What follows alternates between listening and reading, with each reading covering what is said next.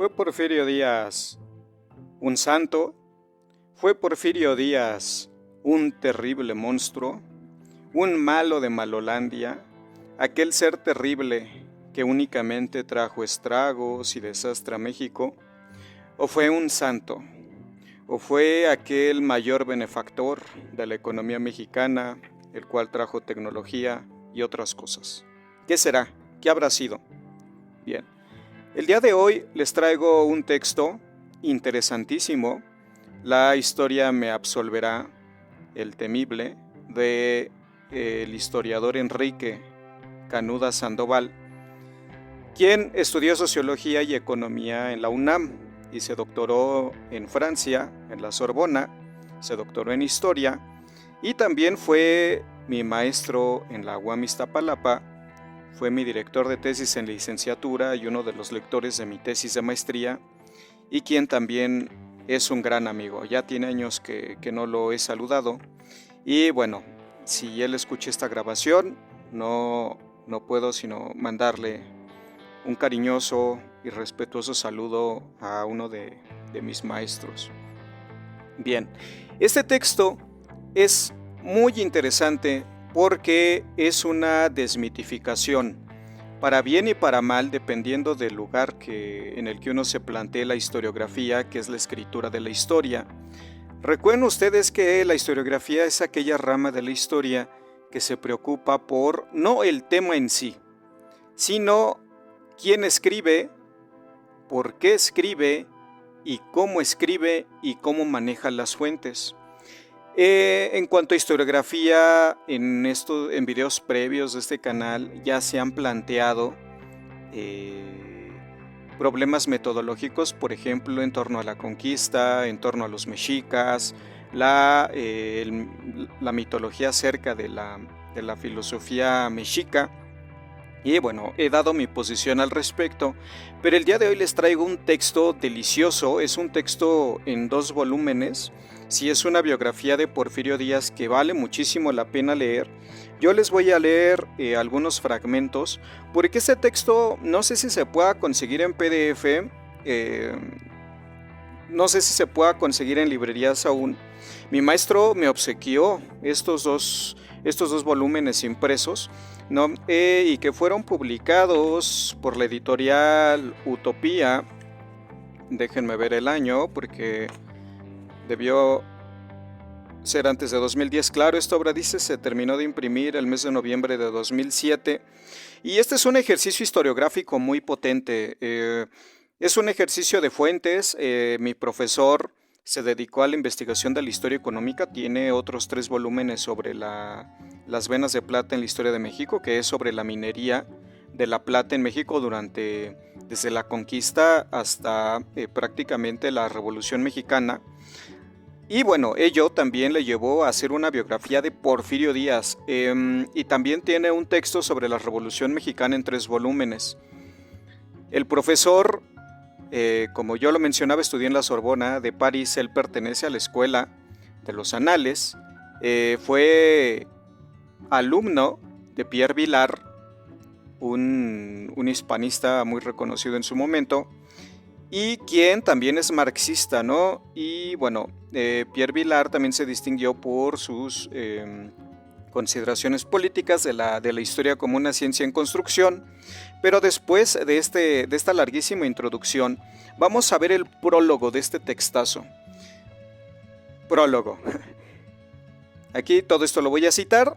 En algún momento interrumpiré para dar algún comentario. Dice: sin pretenderlo ni planearlo, este libro es una reivindicación de la imagen histórica de Porfirio Díaz Mori, pero al concebirlo y redactarlo jamás pretendí un desaguisado tal. Simplemente procedí científicamente, dejé que los hechos hablaran y el resultado no pudo ser más elocuente. Lo que pretendí fue construir una interpretación de la historia política del México porfirista.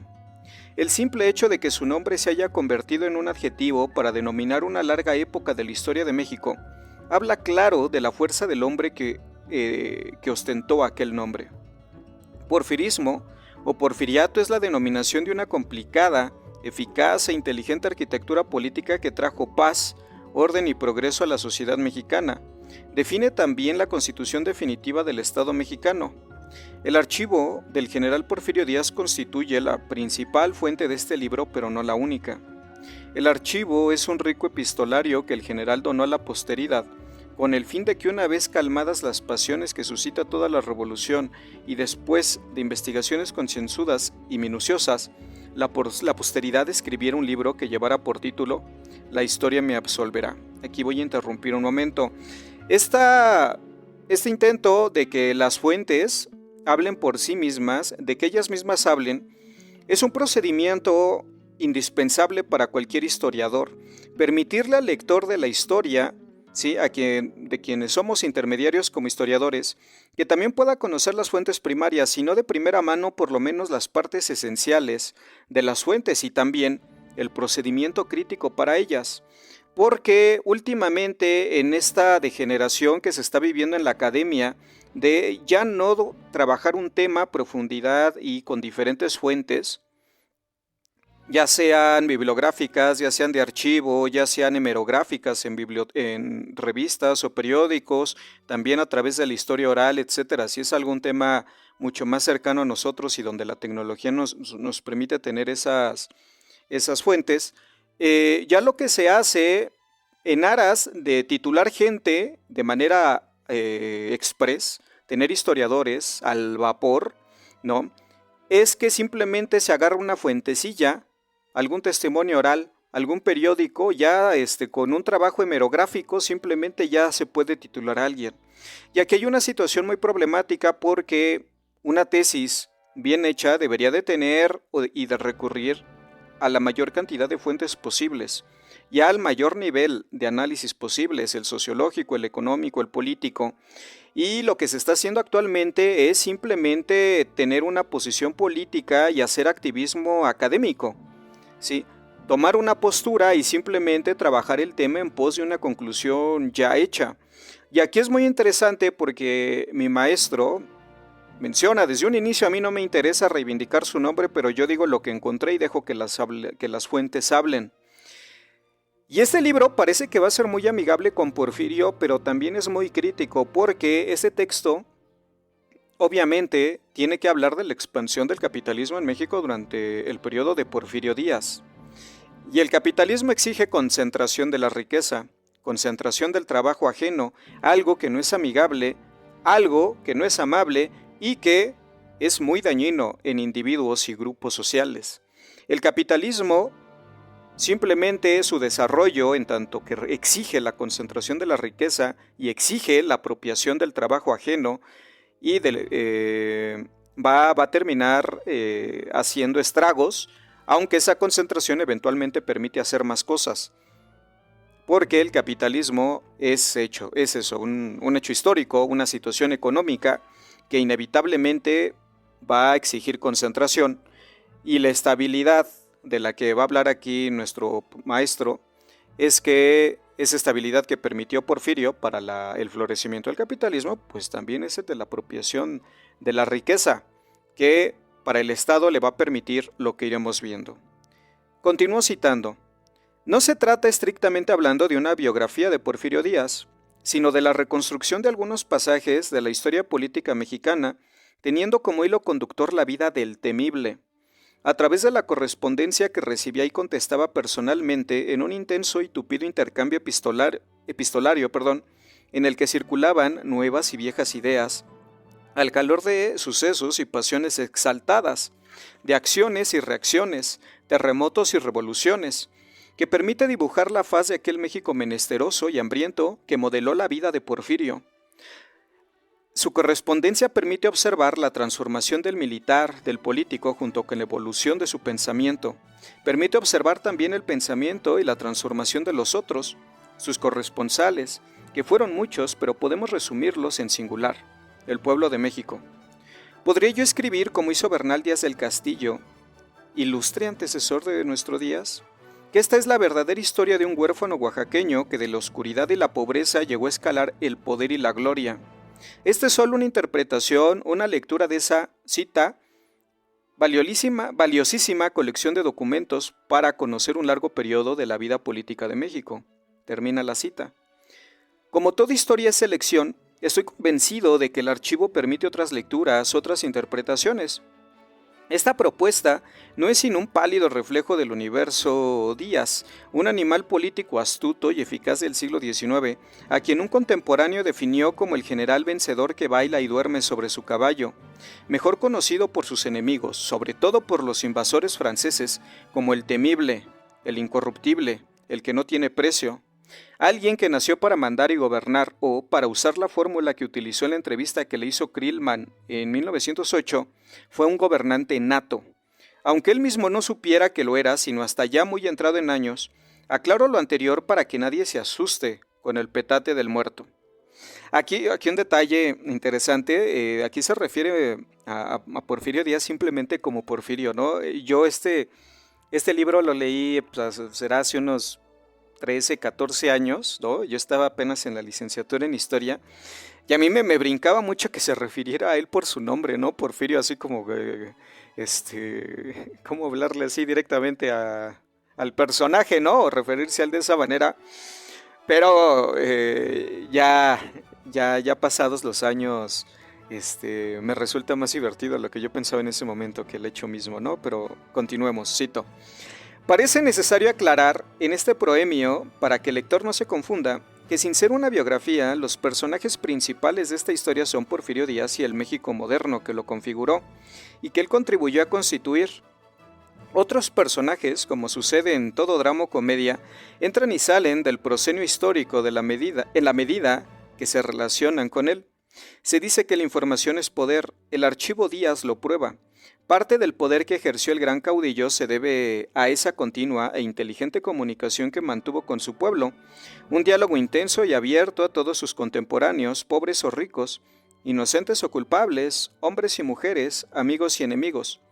Por si fuera poco, y en contra de lo que una literatura vulgar y mendaz ha confundido, Porfirio era de palabra fácil, lo demuestra en los textos de su puño y letra, una lógica exacta parecida a la disciplina militar, una aguda inteligencia, un penetrante conocimiento de la esencia humana, aunado a un buen conocimiento histórico.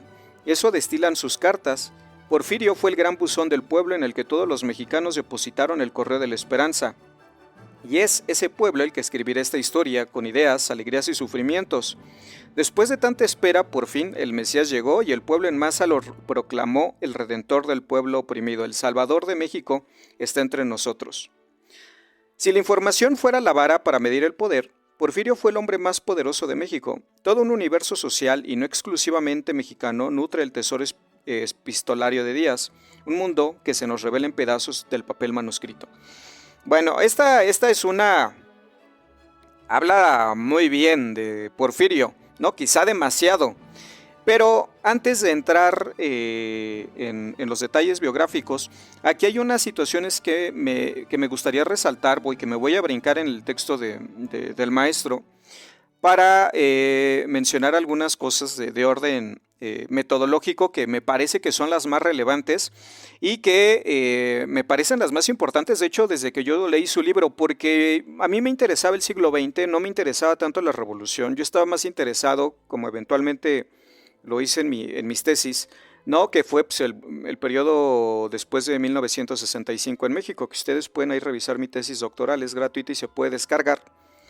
También ya si quieren echarse mi texto anti-Nietzsche, también pueden hacerlo, es gratuito, porque aquí el conocimiento se reparte libremente. Entonces, menciona, cito, el pasado es un país extraño al que viajamos sin pasaporte, un mundo desconocido al que hay que penetrar a fuerza de trabajo y humildad, pero sobre todo sin prejuicios.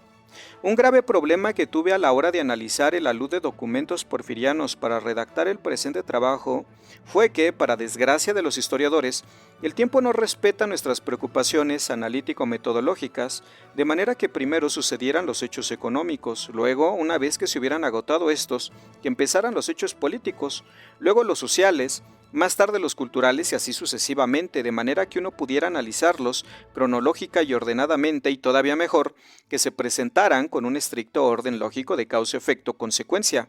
Pero el tiempo no es sucesivo ni discontinuo, sino que su suave o violento discurrir es ininterrumpido. Todo está en movimiento y un sinfín de hechos ocurren al mismo tiempo, es decir, el mismo día y a la misma hora, de manera que se dificulte encontrar el hilo de la madeja causal y narrativa en aquel universo de lealtades y deslealtades, de odios, rencores, traiciones, compadrazgos y amistades. Y nuestro historiador se defiende a sí mismo, ¿no? Debo aclarar, cito mejor yo, debo aclarar que soy consciente de los problemas que plantea nuestra subjetividad al análisis objetivo e imparcial. Se me puede acusar de muchas cosas, pero no, imagínense usted qué cosa más absurda, de ser un porfirista trasnochado. Aunque quisiera, no puedo ser un historiador a sueldo de Porfirio Díaz. Pronto se cumplirán 100 años de su fallecimiento, pero confieso que he pecado, que he intentado reconstruir la personalidad de Porfirio Díaz Mori y la del México que le tocó vivir en base a una copiosa documentación, pero sin que me ganaran los prejuicios, simpatías o antipatías ante el personaje. Por tanto, puedo jurar ante las barbas de Herodoto y Jenofonte que la virginidad de Clio ha quedado intacta. Pero puedo asimismo garantizar al lector que se topará con una imagen diferente de Porfirio Díaz, diferente a la que durante casi un siglo se ha estado repitiendo absurda e injustamente. Puedo garantizarle también que va a sorprenderse y a disfrutar con el descubrimiento. Porfirio Díaz tuvo y tiene muchos enemigos, pero ninguno tan colosal como el belicoso y agresivo presidente Taft de los Estados Unidos, y su no menos belicoso secretario de Estado, Mr. Knox. Ese personaje regordete que creía firmemente en el destino manifiesto del Big Stick y la mala doctrina Monroe. A Porfirio le sucedió, mutatis mutandis, lo que le acaba de suceder al llamado dictador de Irak, Saddam Hussein, que los intereses petroleros norteamericanos, interesados en la fuente petrolera iraquí, decidieron eliminarlo del paisaje costara lo que costara. La misma suerte corrió el también llamado, por una publicidad sistemática del imperio, dictador de México, al que se le ocurrió, allá por 1908, por razones de seguridad y defensa nacional, cerrarle a los monopolios norteamericanos la explotación de la segunda fuente petrolera de aquel mundo de 1910, precisamente los yacimientos hidrocarburos mexicanos. Apenas Porfirio Díaz entregó las principales concesiones a otros capitalistas, principalmente a compañías inglesas, francesas, holandesas y alemanas, inmediatamente se desató una campaña publicitaria anti-Díaz, perfectamente orquestada desde los Estados Unidos para sepultarlo, por los siglos de los siglos, en una tumba de lodo y desprestigio. Acto seguido le apostaron 25,000 soldados yanquis en la frontera, mientras sus marines bloqueaban desde sus naves de guerra los principales puertos mexicanos en ambos litorales, al tiempo que le armaban una revolucioncita en San Antonio, Texas, para justificar la agresión imperialista. Termino cita. Aquí es muy importante que ustedes evalúen si nuestro autor es simplemente un autor conservador de derecha preocupado por mantener los privilegios de aquellos que siempre los han tenido, o si es un autor ideológicamente adoctrinado que supuestamente se dice de izquierda y es un demagogo.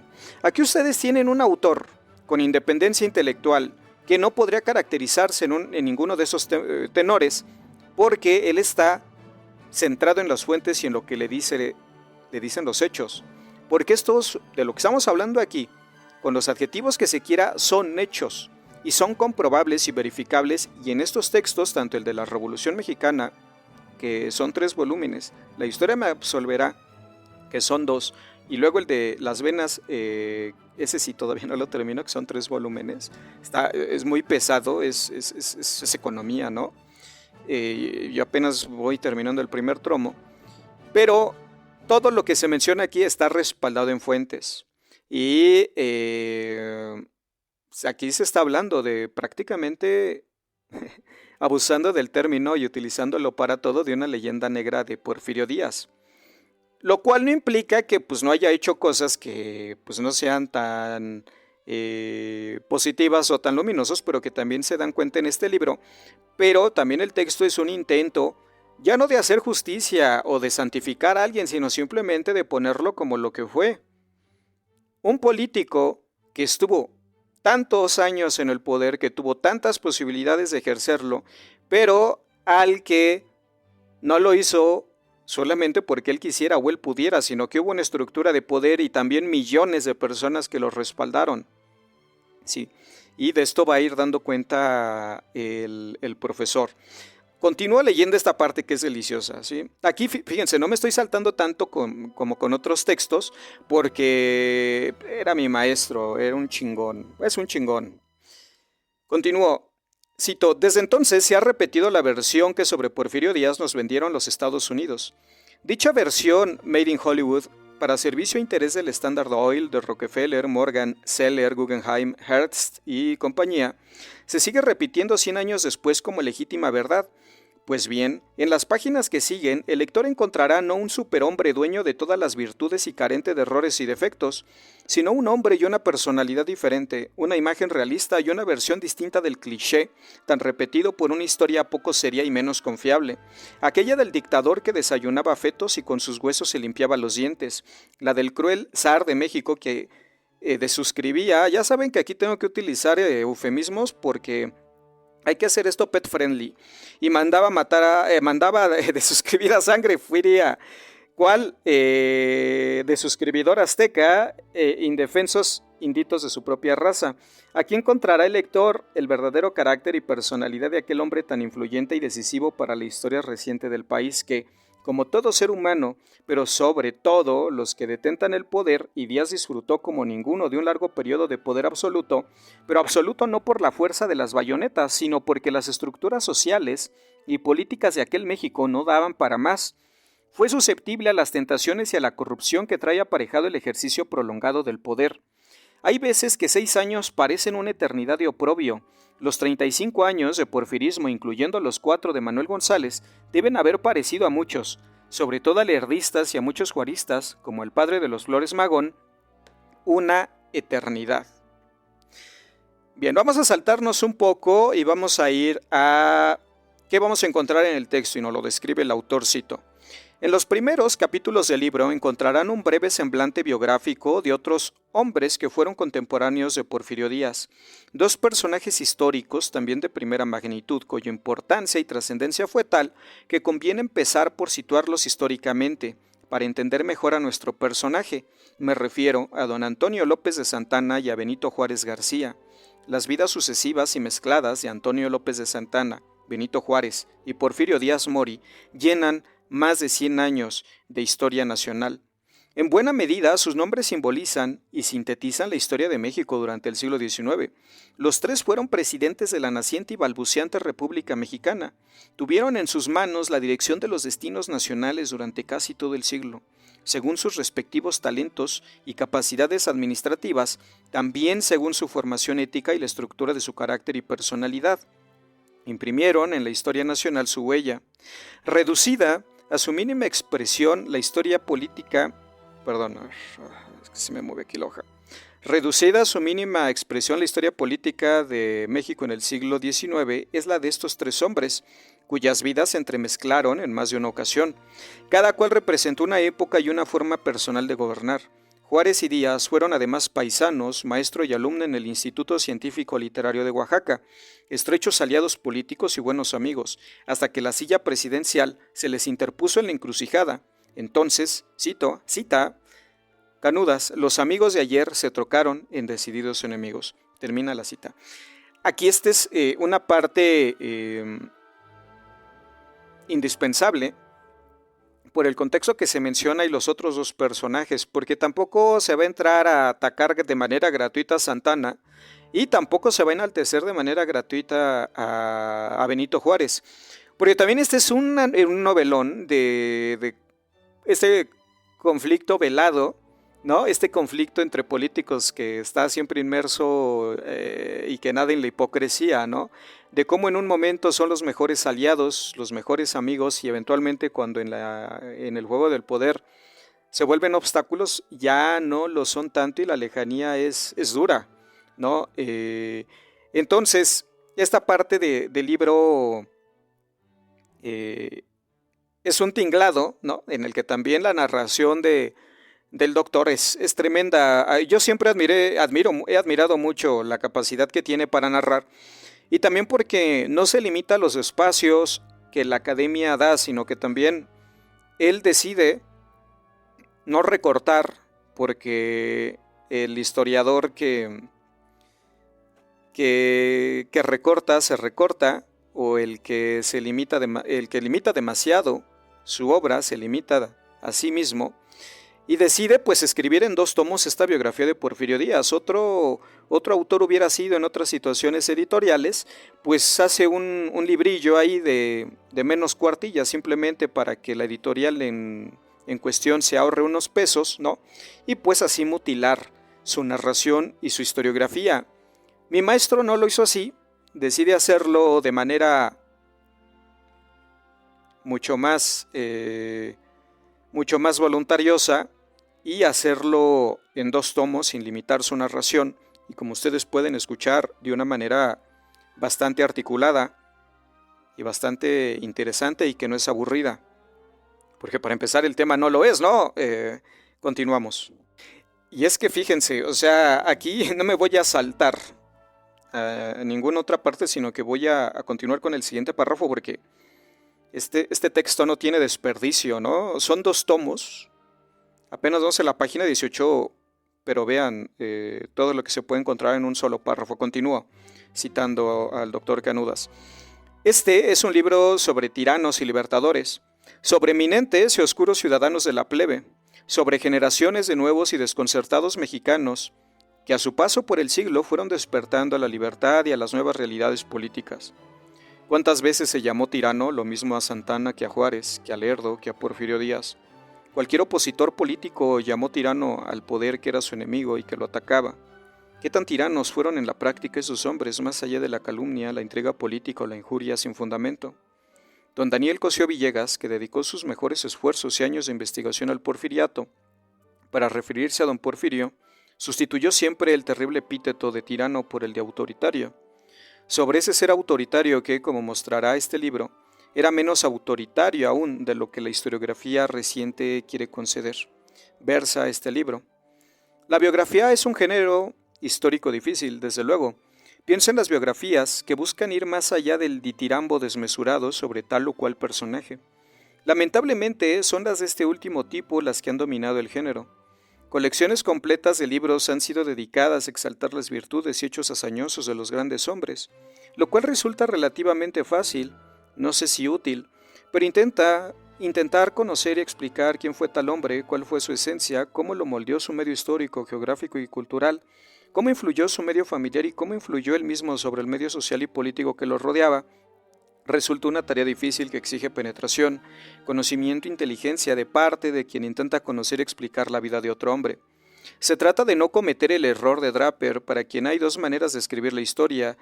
Cita: la manera artística y la manera científica. La primera, la artística, parte de la suposición de que los hombres hacen los acontecimientos, toma un personaje eminente, lo pinta con colores fantásticos y lo disfraza de héroe de novela. La segunda, al contrario, acepta que las cosas humanas son un encadenamiento en el que un hecho se deriva necesariamente de otro hecho y produce, no menos necesariamente otro hecho, de manera que los hombres no hacen los acontecimientos, sino que los acontecimientos hacen a los hombres. El autor debe tener sus ojos incesantemente fijos en esta cadena de efectos y de causas que constituye toda la historia. Termina la cita. Difícil y arduo resulta intentar descender en los vericuetos espirituales y psicológicos de un hombre desaparecido hace mucho tiempo para tratar de entender el porqué de ciertos actos, de ciertas fobias o pasiones, o de ciertos problemas personales. Es ahí donde psicología y psicoanálisis podrían proporcionar al historiador las mejores herramientas para tan delicada operación. Pero aquí solo dejamos apuntando tal método como buena intención y promesa de trabajo para historiadores del futuro. Aunque intentáramos descender a tales profundidades, no podemos asegurar que volveríamos a la superficie de la explicación con buenos resultados, pero ello no invalida la bondad del método psicoanalítico. Termino cita aquí. El psicoanálisis yo lo considero una pseudociencia. A mí me parece que es más literatura que otra cosa. Que es como los chuchitos, ¿no? ¿Cómo se llama eso? Que es ¿cómo se llaman esos médicos? Homeópatas, ¿no? Es como terraplanismo médico o terraplanismo psicológico. Pero bueno, alguna cosa que no me gustara debía tener este maravilloso libro. Continuamos. Cito, aquí va a referirse a Santana, que es todo un personaje en la historia mexicana. Si ustedes no son mexicanos, Santana encabeza la peor bestia que puede existir en nuestra historia, porque resumiendo de manera tosca y caricaturizada, pues él fue el que le entregó más de la mitad del territorio a los estadounidenses, en una guerra que incluso, quizá, igual la habría perdido ante los gringos, pero que por lo menos podría haberles dado un par de cachetadas, ¿no? Y no haber hecho la situación tan vergonzosa. Pero bueno, vamos a ver qué nos dice nuestro maestro sobre Santana. Cito: Santana era criollo de abolengo, al menos eso pretendía su irrefrenable egolatría. Juárez y Díaz, de raza indígena y personalidad introvertida ambos, fueron hombres muy discretos que entendieron la política y su vida pública como el reino de la austeridad, el misterio y el aire sombrío. Y aunque Santana fue la otra cara de la medalla, es decir, que fue bastante más locuaz y extrovertido, tampoco estoy seguro de poder desentrañar sus motivaciones profundas. Quevedo y Zubieta tuvo esta pretensión a principios del siglo XX, queriendo reaccionar contra las múltiples biografías que se habían escrito sobre Porfirio Díaz, porque tratándose, cita aquí al autor, tratándose de personalidades que viven y están en el poder, la cuestión histórica se complica, se termina la cita, cuyo máximo defecto era que no superaban el nivel del elogio exagerado del hombre de la mano de hierro cubierta con guante de terciopelo. Quiso Quevedo y Zubieta escribir algo diferente, algo que tituló pretenciosamente Psicología Histórica, y acertó en la bondad de otra parte del método cuando apuntó que el autor no proceda con prejuicio ni otro interés que no sea el de poner la verdad sobre sus pies, esto es, que los hechos hablen. Cita: que el autor apenas hable y que hablen por él los documentos, termina la cita. Intentaremos cumplir con este mandato y observar la vida de esos tres hombres a través de sus más trascendentales actos, aunque, como aclaré, la de los dos primeros solo sirva como telón de fondo para darle animación a la del tercero. Quevedo llevó esta preocupación documental hasta el extremo de convertirla en técnica propia de historiadores modernos. No, cita, aprovechar nada ajeno sin anotar el libro respectivo y aún su año de publicación y su librería editorial, termina la cita. Sin embargo, pese a todas sus preocupaciones metodológicas, él mismo escribió bajo la sombra todopoderosa del caudillo. Incluso tuvo necesidad de aclarar que llamarlo Porfirio Díaz sin el indispensable prefijo de don no era ninguna falta de respeto. Ay, sí, es que termina la cita así, eso de no ponerle don Porfirio o general, o no sé, es así como que, aunque uno esté en contra o a favor de él, ay, a mí no me gusta tanto así decirle Porfirio, ¿no? Así tan de sopetón. Porque bueno, yo tengo esta idea del siglo XIX, principios del XX, tan idealizada en el sentido de que es un periodo solemne, un periodo pues de esos grandes, ¿no? Para bien o para mal como sea. Entonces, como don Benito Juárez, el licenciado Benito Juárez, eso de hablarles así por su nombre tan de sopetón, me resulta un poco extraño, quizá incómodo, pero bueno, esas son cosas personales mías, ¿no? Y detalles irrelevantes. Continuemos. Nuestro maestro continúa en tono metodológico, y eso es muy importante. Todavía no entramos a la biografía de don Porfirio, pero la parte metodológica es muy relevante porque, insisto, la degeneración académica en la que nos encontramos es la de hacer mucho más activismo, tener una causa y confirmarla por medio de fuentes que realmente investigar los hechos en sí, situarlos y trabajar como un científico, como los científicos que somos, científicos de la historia, con evidencia y también con una metodología clara, replicable y también honesta. Porque este activismo que busca simplemente confirmar sus hipótesis para empujar sus agendas, pues es bastante nocivo, pero lamentablemente es el que se promueve porque se oye muy bonito, da muy buenas promesas, pero al final no es más que manipulación y adoctrinamiento, ¿no? Sin embargo, esta noción de evidencia, esta noción del historiador como científico es la que va a defender nuestro maestro. Cito: por mi parte debo insistir en algo que es para los historiadores el equivalente al juramento hipocrático de los médicos. Ya prometí que no es intención de las siguientes páginas bosquejar una historia partidista, prejuiciada o comprometida, ni con nuestro personaje ni con ninguno de los otros dos. Termino cita aquí, me gustaría interrumpir para hablar esto de la historia comprometida, que aquí reitero con lo de las causas. Sí, hay un autor por ahí muy famoso de la ENA, ¿no?, que le encanta hablar de la historia comprometida, pero a mí no me parece más que una bienintencionada manipulación de la historia con fines políticos. ¿Sí? El historiador tiene que dar cuenta de los hechos y hacer un análisis objetivo. Aquí se habla mucho de que la objetividad es imposible. Pues claro que sí, pues no estamos...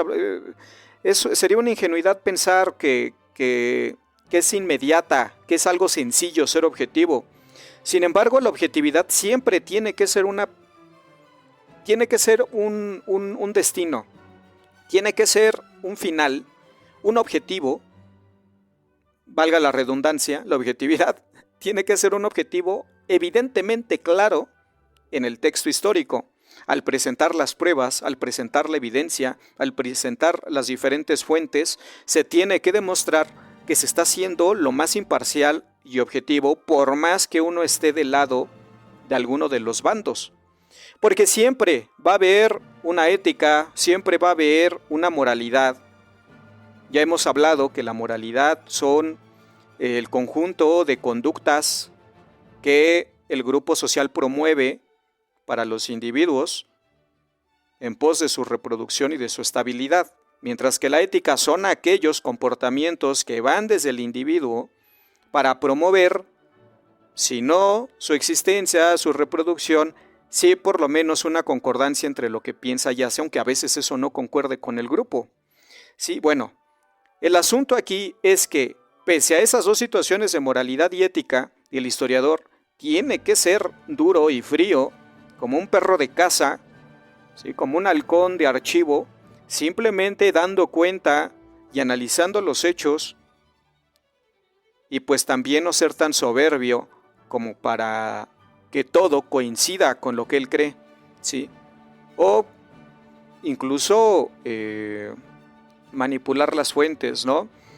Esto, no quiero mencionar nombres ni situaciones concretas, pero eso yo lo he visto en los temas que trabajo de la Guerra Sucia en México en los 70, donde esta supuesta historia comprometida, que no es más que panfleto identitario, ideológico, de gente que se montan en temas, ¿no?, de derechos humanos y que pues simplemente lucran con eso, manipulan, no toman en cuenta archivos, no toman en cuenta trabajos que vayan más allá de sus supuestas causas, que no hacen más que lucrar con los compañeros caídos. Pero bueno, eso es otro tema, ya no voy a estar aquí desahogando mis resentimientos y mis venenos, ¿no? Bueno, entonces, estábamos con que, cito, ya prometí que no es intención de las siguientes páginas bosquejar una historia partidista, prejuiciada o comprometida ni con nuestro personaje, ni con ninguno de los otros dos, Santana y Juárez. Solo trataremos de situarlos en sus respectivos contextos históricos para intentar comprender sus actos, como hombres de Estado que ejercieron el poder por largos periodos de tiempo. Santana dominó los primeros 22 años de historia nacional, 1833 a 1855.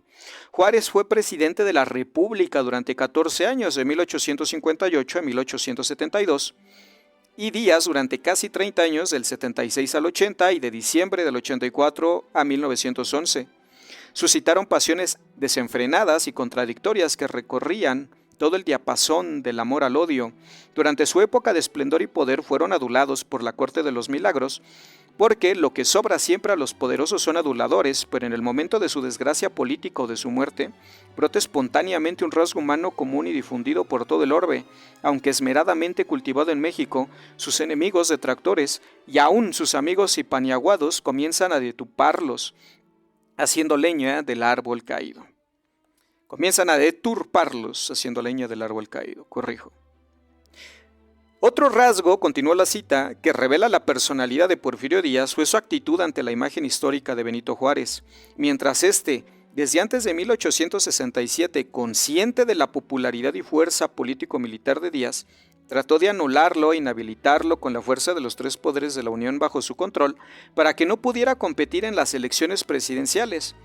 Cuando Juárez lo orilló a renunciar al ejército militar en 1867 y luego se religió poniendo todo el peso del Estado y del gobierno federal y de la mayoría de los gobiernos estatales a favor de su reelección, cuando luego de las elecciones de 1871 proclamó a Díaz revolucionario rebelde a la Constitución y lo combatió como a rebelde renegado, pese a todo ello y muchas cosas más que ya leeremos, quien construyó el enorme monumento al culto de Juárez, que fue inaugurado para las fiestas del centenario de 1910, quien bautizó con el nombre de Juárez la avenida donde se encuentra el hermoso hemiciclo dedicado al culto de Benito, fue Porfirio, el mismo que ordenó que todas las escuelas públicas se rindiera homenaje al gran patricio y benemérito de las Américas, además de ceremonias públicas cada día de su natalicio y muerte.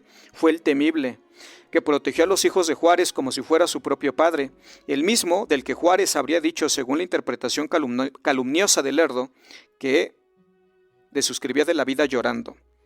Cita: porque llorando, llorando, dice Lerdo, que le dijo Juárez en privado, ese hombre nos va a desuscribir de la vida a usted y a mí. Termina la cita. Continúa nuestro maestro Canudas. A las pruebas me remito, lector amigo.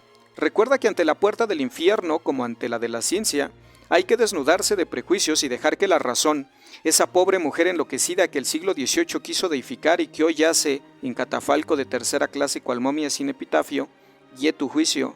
Revisemos las páginas de la historia con mesura y ponderación. Utilicemos las virtudes que distinguieron a este excomulgado de nuestro panteón heroico: razón, conocimiento, inteligencia, severidad de juicio, sentido de la justicia, energía de carácter y fuerza de voluntad. Termino la cita y ahora sí ya vamos al capítulo 1, donde vamos a empezar con ya la biografía en torno a este contexto de esos tres o dos elementos, ¿no? Antes de articular en torno a Porfirio, que son Antonio López de Santana y luego Benito Juárez. Ahora sí ya viene el banquete. Y voy a saltar en algunos párrafos para que veamos un pasajito aquí que subrayé sobre Santana. Dice nuestro maestro: Santana tenía por seguro, era una idea mamada en su casa y en la educación que recibió, que la enorme mayoría de los hombres nace para obedecer y unos cuantos para mandar. Entre estos cuantos privilegiados estaba él mismo. Tuvo el don de mandar y un magnetismo indiscutible sobre aquellas masas inconscientes que, una y otra vez, cayeron bajo el influjo de sus poses y discursos, su lujo ostentoso, sus batallones de parada militar, sus proclamas churriguerescas plagadas de latinismos grandilocuentes, sus plumeros por sombreros, sus alamares de oro, sus condecoraciones de Guadalupe y sus campañas casi siempre terminadas en derrotas. Atraía a aquellas masas fanáticas y supersticiosas. Personaje tan pintoresco como grotesco, estaba hecho a la medida de la ignorancia y el fanatismo de las masas. Esto es lo que dice de Santana. Y viene otra aclaración metodológica. Veamos. Cito: si el lector vuelve a leer el párrafo anterior, percibirá que hemos utilizado 3 veces una palabra que intenta describir a un ente político novedoso en México y en el mundo. Uno que en aquella coyuntura está sufriendo una especie de metamorfosis, que está a punto de salir de su crisálida histórica: las masas, que siempre han existido en la escena histórica, pero en su forma antigua como masas inconscientes o juzgadas, sugestionadas por los grandes hombres, por el líder de la tribu, masas fanáticas y supersticiosas. Ahora en el siglo XIX brotarán de su capullo histórico con una configuración propia y con mayor conciencia de su ser. Eran las masas que Hegel observó y describió. Cita: la masa está compuesta por individuos. Lo que solemos entender por pueblo constituye sin duda un conjunto, pero solo en el sentido de muchedumbre, es decir, como una masa informe cuyos movimientos y cuya acción no serían sino elementales, irracionales, salvajes y atemorizantes. El pueblo representa la parte que no sabe lo que quiere. Termina la cita. Aquí cita a Pierre Kaufmann, Lo inconsciente de lo político, página 11. Continúo citando a Canudas. A lo largo de este libro asistiremos tanto al nacimiento de ese pueblo que no sabe lo que quiere, como a su paulatina metamorfosis política, hasta que a finales de la época porfirista se transformen en masas campesinas y proletarias que llegan a estallar huelgas y constituir los primeros sindicatos de clase. Porque aquí a nuestro autor se le podría acusar de que solamente está considerando la gran historia, la de los grandes hombres, aquella historia política clásica, ¿no? De arranque de la historia estatal, de la historia de los archivos, ¿no? De las fuentes oficiales.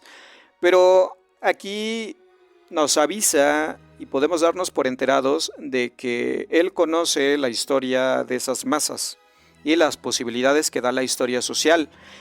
La cual también, por ejemplo, en el primer tomo que leí de Las Venas de Plata, hace un interesante estudio y narración acerca de las condiciones laborales en las minas, del trabajo de las minas. Ahorita no recuerdo exactamente el periodo, pero menciona cómo es el trabajo en esas minas, cómo es la situación laboral y las condiciones pues, de penuria y de vida corta que se tiene en esas minas.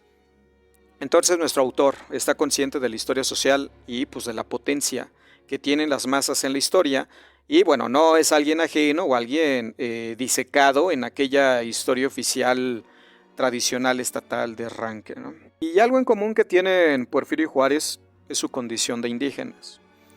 Aquí voy a citar nuevamente a Canudas, dice, un sinónimo para indio en el siglo XIX era el de abyección. Para vergüenza de México y la humanidad, la condición vital indígena no rebasaba ese abyecto límite. Tiene razón Rafael de Sayas cuando sostiene que el férreo carácter de Benito se templó tanto por la dolorosa orfandad como en el paisaje de las agrestes montañas de Ixtlán.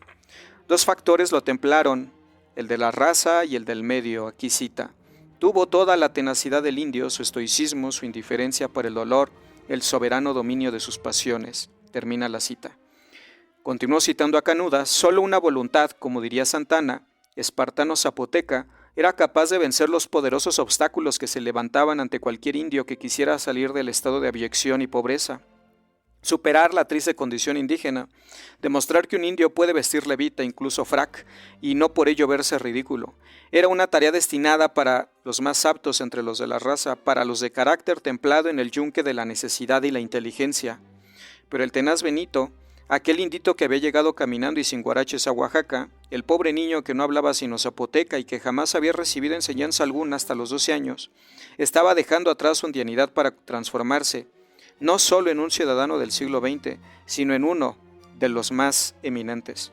Y en esa odisea en la que nacen estos héroes, esos protagonistas de la historia, y a quienes tenemos que seguir estudiando, ya vamos a entrar en materia con Porfirio, después de 47 minutos, y vamos a ver cómo nos narra su nacimiento nuestro maestro Canudas.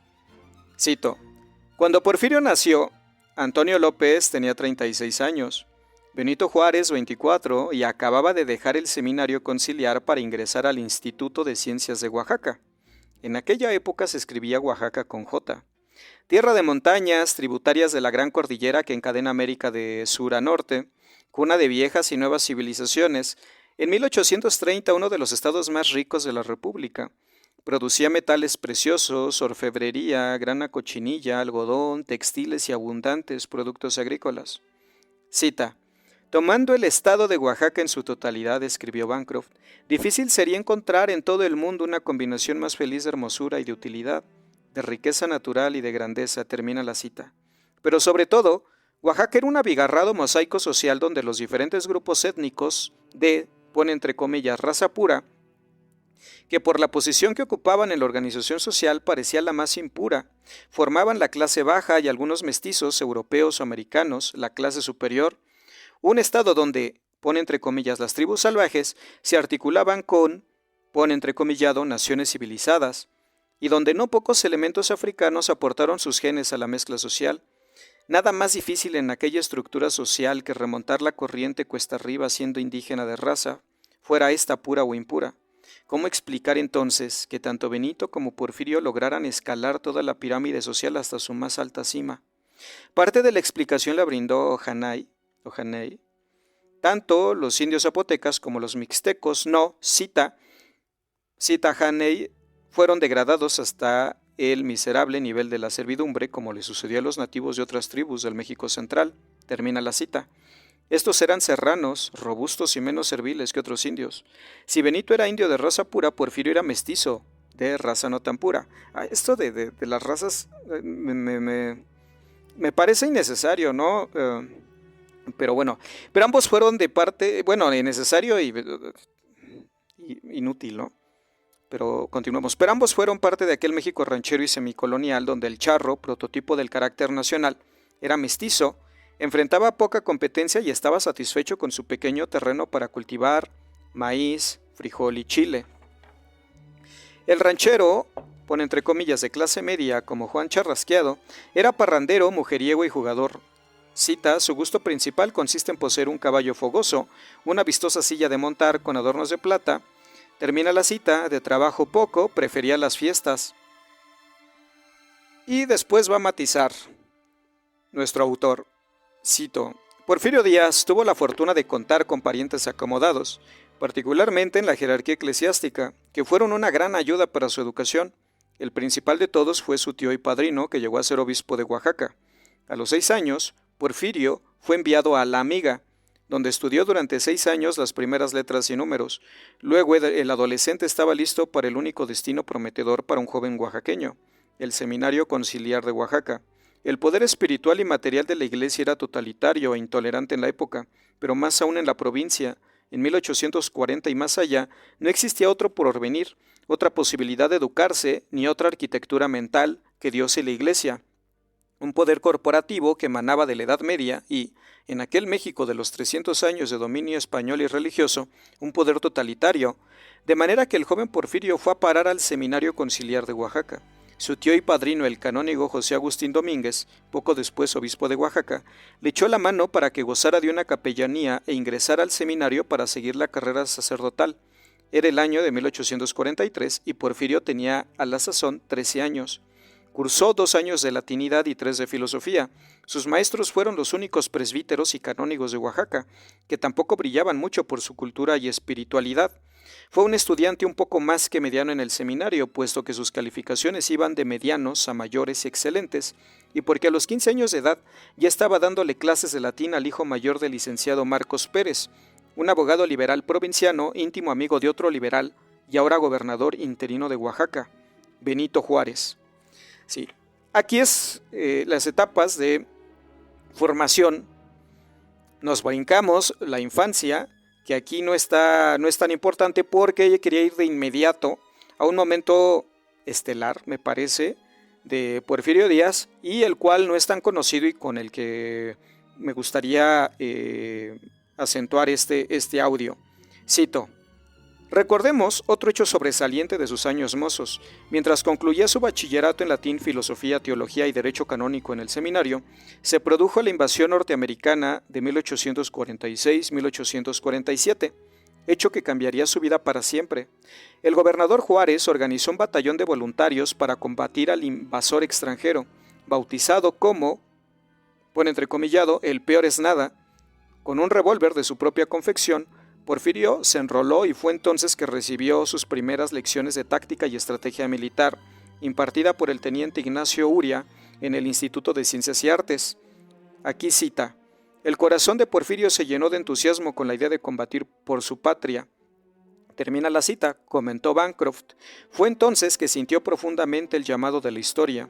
Fue también entonces que descubrió algunos de los libros cuya temática más le interesaban, los de táctica y estrategia militar, también sobre fabricación de municiones y armamentos, sobre organización y conducción de ejércitos. El destino de Porfirio quedó marcado para siempre. La agitada vida de la guerra y el arte militar le atrajo más que la reposada vida del púlpito, la sacristía e incluso que la del litigante jurídico. Entre la jerarquía sacerdotal y militar prefirió la segunda, amén de que su intelecto y sus ideas, como consignó en su diario, lo inclinaban más hacia los principios liberales. Termino cita. Y es en este punto, evidentemente, donde sus capacidades militares destacan.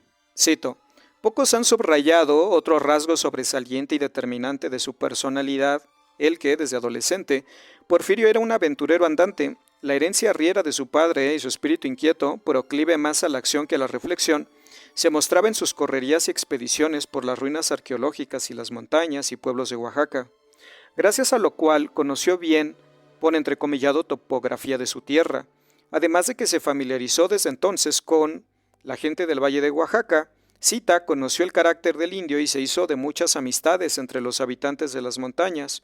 Ese conocimiento del carácter de los, pone aquí aborígenes, citando a otro autor, y contacto con los nativos, fueron algunos años más tarde una gran adquisición para Porfirio Díaz. Un capital de más valor que el que se puede conseguir con el estudio en las mejores escuelas militares. Le dio el poder de levantar ejércitos y manejarlos en las condiciones y circunstancias más difíciles. En este conocimiento de la gente y de las montañas de Oaxaca se encuentra el secreto de esas marchas admirables, de las emboscadas que puso al enemigo, de las batallas que ganó con su táctica militar sobre fuerzas superiores en número y armamento, además de su admirable influencia sobre los rudos y mal armados. Vamos a llamarles gentes naturales de la región, porque aquí se la pasan insistiendo. Bueno, el texto menciona mucho esto de indios, y bueno, no me molesta el término, porque que se mencione tanto es incómodo. Continuamos. Y es entonces que la vida religiosa simplemente no le atrae, y después de este proceso militar o de esta situación de guerra con Estados Unidos, continúa. Cito, de regreso en Oaxaca, después de su primera aventura militar, Porfirio fue encerrado en una celda del seminario durante un mes para que reflexionara, pero su suerte estaba echada. Concluyó sus estudios en el seminario solo para ingresar a estudiar jurisprudencia en el Instituto de Ciencias. Porfirio perdió su capellanía y la estima de su tío y padrino. A los 18 años, bajo el ejemplo de sus maestros, el gobernador y Matías Romero se encontraba cursando su primer año de jurisprudencia. Ya dijimos que se desempeñó como bibliotecario del instituto, mientras Marcos Pérez y Benito Juárez le fueron confiriendo al estudiante, luego al pasante de derecho, algunos casos litigiosos del despacho. He ahí, pues, a Díaz y a Juárez, los dos más grandes héroes del México moderno, maestro y alumno, protector y protegido, relacionados por los azares de la vida y ligados desde entonces a la historia de México, paisanos y amigos, con sangre indígena ambos, uno zapoteca y el otro mixteca, a los que la vida, la historia y la política separó y transformó en adversarios. Porfirio estudió Derecho Público y Constitucional, Derecho Civil y Canónico, Derecho Romano y Penal. Juárez fue su maestro de civil y, aunque no fue un estudiante sobresaliente, concluyó la carrera de abogacía con buenas calificaciones. Juárez, confesó Díaz en su autobiografía, cita, tuvo siempre un gran cariño y predilección por mí, hasta que desgraciadamente nos separaron los sucesos políticos. Termina la cita. Entre 1849 y 1853 cursó sus estudios de Derecho, obteniendo calificaciones regulares de, cita, aprobado, nemine discrepante. Fue aprobado por mayoría en su examen general de conocimiento en 1853. Mientras continuaba desempeñando el cargo de bibliotecario, se inició en la enseñanza superior dentro de su alma mater. Su destino parecía ser el de un brillante abogado en la tranquila vida provinciana, pero la agitada vida política de México volvió a interferir en sus planes. Desde abril de ese último año, Santa Anna estaba de regreso en el país. En diciembre se autocoronó Su Alteza Serenísima. Termino la cita. Entonces, en este universo, con estos dos grandes astros que son Juárez y Santa Anna, inicia Porfirio, quien ya tiene una participación desde la guerra contra Estados Unidos, aquella trágica y dolorosa guerra, y se empieza a germinar este personaje, este gran personaje que va a ser eventualmente vilipendiado, que va a ser denominado de las más oscuras maneras, ¿sí? Y que va a ser objeto, va a ser la piñata de los estadounidenses por lo que se mencionaba desde un inicio, por el petróleo. Y uniendo estos dos puntos, por este elemento que son los Estados Unidos y el petróleo, y por lo que actualmente representa ello para la situación del imperio estadounidense, es que me gustaría concluir esta parte de la biografía de Porfirio Díaz, que si a ustedes les agrada, pues coméntenla, compártanla, pongan like, ¿no? Si quieren que continúe. Porque fíjense, aquí no dijimos tanto de la biografía de Díaz, pero todo el contexto que está alrededor y también la metodología de nuestro autor ya es un caudal bastante rico para el aporte del maestro en el ámbito metodológico, que a mí me parece indispensable y que a veces es el que menos atención se le da. Eh, yo cuando conocí al maestro en la UAM, a mí me parecían geniales sus clases, ¿no? Él hacía esta misma, bueno, no hacía lo mismo, pero él lo que hacía en su clase era comentar los libros que leía, que le parecía importante que nosotros como estudiantes de historia conociéramos, los comentaba el aspecto metodológico y daba como resultado un gran buffet, sí, porque los autores que nos mostraba, las situaciones que nos contaba, no nos contaba sobre sus andanzas haciendo el doctorado en París y lo que él conoció allá, ¿no? Su experiencia en el movimiento del 68 y su participación en él, sus consideraciones sobre la historia social, la historia económica, y también a mí lo que más me llamó la atención cuando lo leí fue el foco que ponía en las fuentes primarias, que es algo que a mí me interesó mucho porque yo cuando empecé a estudiar la guerrilla en México de los 70, yo encontré que a lo que menos se le prestaba atención eran las fuentes primarias y lo que principalmente se hacía era un discurso simplificador y también de activista, ¿no? Y se terminaban diciendo cosas que no tenían absolutamente nada que ver con las fuentes primarias y era una historia retorcida, sí, que buscaba más los recursos económicos y no la investigación de archivo. Y si ustedes se preguntan a qué me estoy refiriendo bien mi tesis de licenciatura, de maestría, de doctorado, y bueno, es muy explícito también el artículo que hice de contrainsurgencia, de historiografía y contrainsurgencia, ahí va a ser más obvio. Aquí estoy metiendo estos dos temas que parece que no tienen nada que ver, porque mi maestro fue del que aprendí prácticamente a tener ese ojo crítico, les decía yo, de perro de cacería ante las fuentes, ¿no?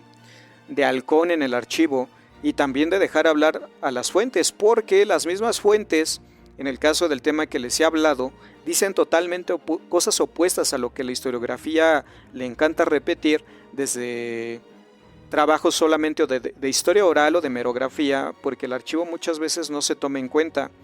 Y bueno, estos audios que yo hago comentándoles libros, pero poniendo especial atención a su contenido, no solo en temas de hechos históricos, sino también en cuanto a metodología y de crítica a los mitos que hemos ya revisado aquí, son en buena medida inspiración de mi maestro, ¿no? Y todos los autores que revisamos en clase y que fueron hablados no solo en clases, sino también en conversaciones y en la amistad que tuve con mi maestro, ¿no? A quien le mando un saludo, si llegó hasta esta parte del audio, toda mi admiración y respeto y que su ejemplo, que fue lo mejor, ¿no?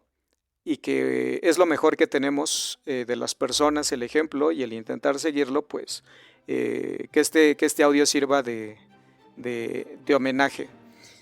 Y también quiero que ustedes noten la diferencia entre un texto como esto simplemente yo les he mencionado, llegamos a la página 54, ¿no? De 2 tomos, cada tomo tiene más de 500 páginas, pero vean ustedes toda la sustancia, toda la riqueza, todo lo que se ha mencionado aquí cuando ustedes lo comparan con un texto como esa cosa del regreso de Quetzalcóatl, ¿no?